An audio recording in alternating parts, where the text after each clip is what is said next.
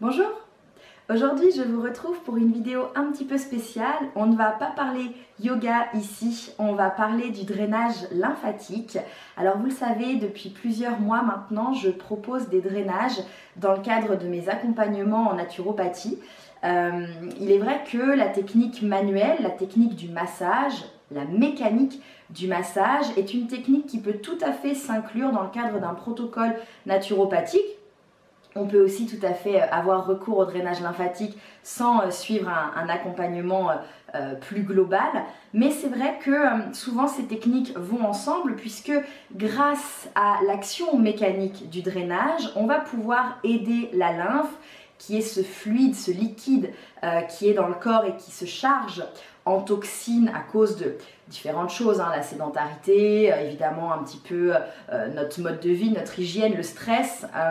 Lorsque cette lymphe en fait se retrouve chargée de toxines, on va avoir le corps lourd, on va avoir des difficultés de régénération, on va se sentir épuisé physiquement et moralement.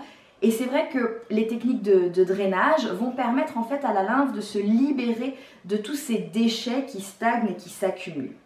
Ce dont je vais vous parler aujourd'hui plus particulièrement, c'est pas du drainage lymphatique en lui-même, je vous en ferai une autre vidéo à ce sujet. Ce que je voudrais vous dire aujourd'hui, c'est dans cette vidéo, c'est quels sont les conseils, les bonnes attitudes à adopter une fois que le massage a eu lieu, lorsque le soin a été effectué. Qu'est-ce que l'on fait pour capitaliser sur ce soin? Qu'est-ce que l'on fait pour faire durer le plus longtemps possible les effets du drainage? Je vous retrouve tout de suite avec ces quelques conseils.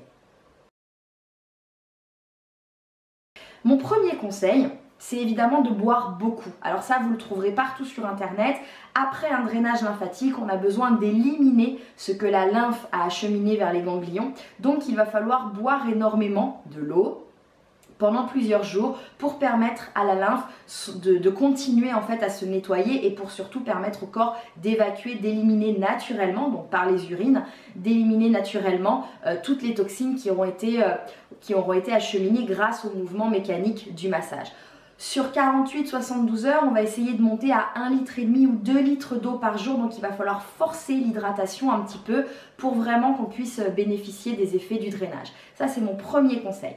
Deuxième conseil tout de suite. Mon deuxième conseil, vous l'avez lu, ça va être de manger des fruits et des légumes qui sont riches en eau.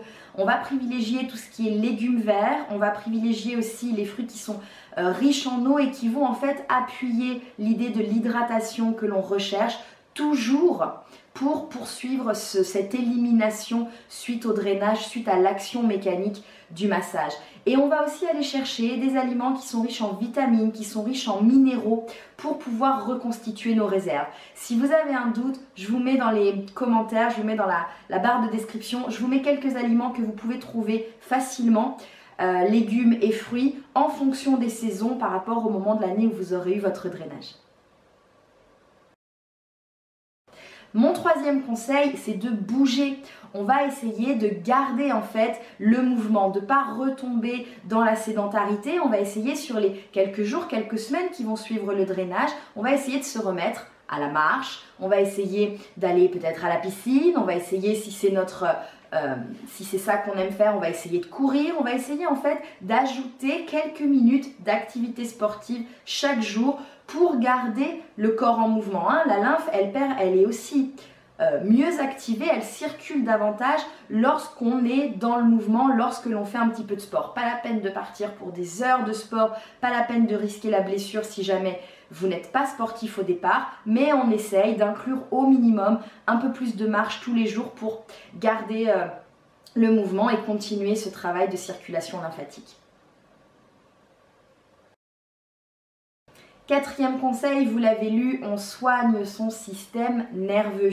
On sait que la lymphe va se retrouver un peu épaisse, un peu en stagnation dans le corps lorsque le système nerveux est épuisé. Donc on va faire attention à tous les sujets qui nous stressent, on va faire attention à tous les sujets qui provoquent une charge mentale lourde, des idées obsédantes comme ça que l'on ressasse en permanence, parce que tout ce stress-là, toute cette anxiété-là, lorsque le système nerveux en fait il s'épuise, eh bien on sait que la lymphe elle circule beaucoup moins bien dans le corps. Il n'y a pas que la lymphe, il y a plein de fonctionnements de l'organisme qui sont altérés à cause du stress.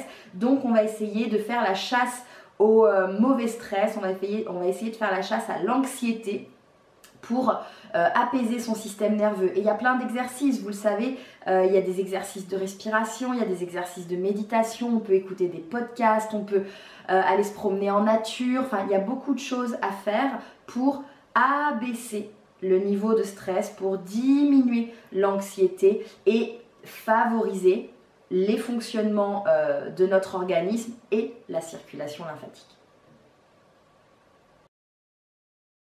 Mon 5e conseil, c'est peut-être d'ajouter quelques plantes dans votre quotidien. Il y a des plantes amies concernant la rétention d'eau ou des plantes qui vont être drainantes, donc qui vont accentuer l'effet du drainage, l'effet du massage. Parmi ces plantes amies, il y a la vigne rouge, qui est très connue dans les compléments alimentaires qui sont anti-rétention d'eau et drainants. Il y a aussi le pissenlit, il y a la piloselle.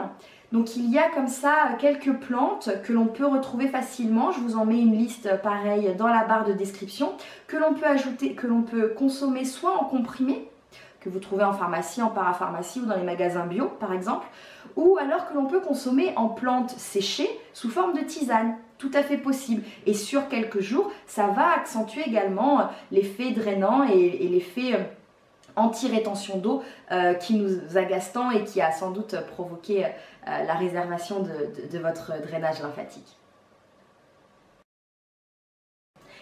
Et puis voilà, mon dernier conseil, donc là ça va plutôt être les choses à éviter lorsque vous avez eu un drainage. On va éviter tout ce qui est café, thé, alcool, sel, produits transformés industrialisés, sucre. Voilà, ce sont vraiment les ennemis, le tabac, ce sont vraiment les ennemis du drainage lymphatique. Et si juste après un drainage, on consomme nos 5 ou 6 ou 8 cafés par jour parce que c'est notre habitude, malheureusement on déconstruit un petit peu, on découd un petit peu tout ce qu'on a essayé de provoquer avec l'action mécanique du massage. Donc peut-être que sur quelques jours, on va, je dis pas supprimer parce que lorsqu'on aime ces produits-là, c'est difficile, mais on va essayer de vraiment réduire sa consommation en café, en thé, en alcool, en sel, en sucre et produits transformés, industrialisés et en tabac. Vraiment, on essaye de diminuer tout ça et on remplace notamment avec l'eau